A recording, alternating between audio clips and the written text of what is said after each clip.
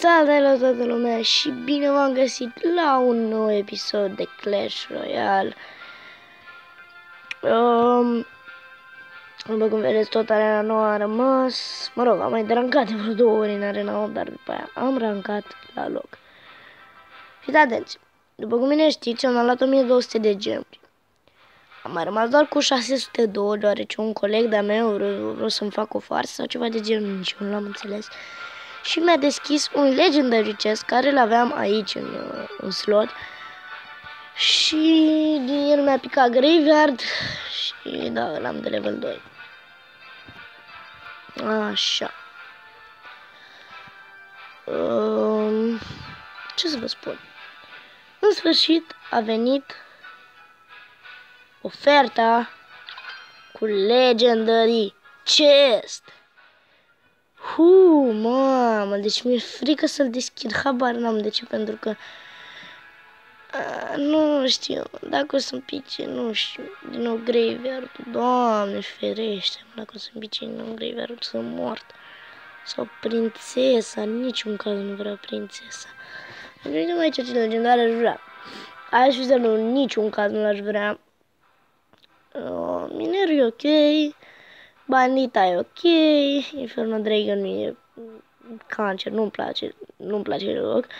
Bright Pichu e ok din nou, Sparky-ul e de căcat și Lava Hound-ul ar fi absolut perfect. Și vă dați seama că dacă mie îmi pică Lava Hound, ar trebui să schimb tot deck-ul ăsta.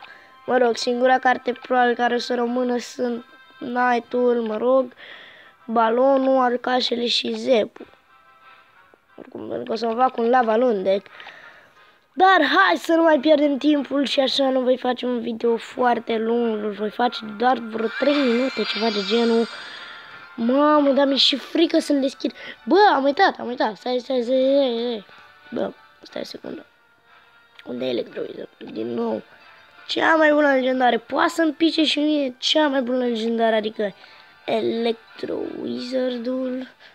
Hai să vedem, hai să nu mai lungim atâta și să cumpărăm Legendary Chest-ul din care ne va pica...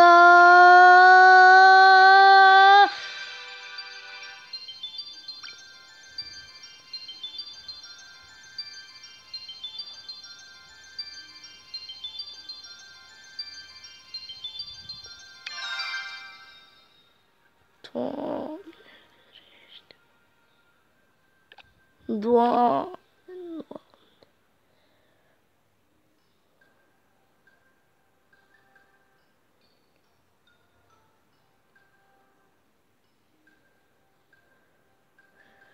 Niciodată nu am noroc la Legendary Chest-ul, niciodată. Am deschis și eu 2 în viața mea, din care mi-a picat un Sparky de tot rahatul și un fucking Graveyard. Doamne ferește.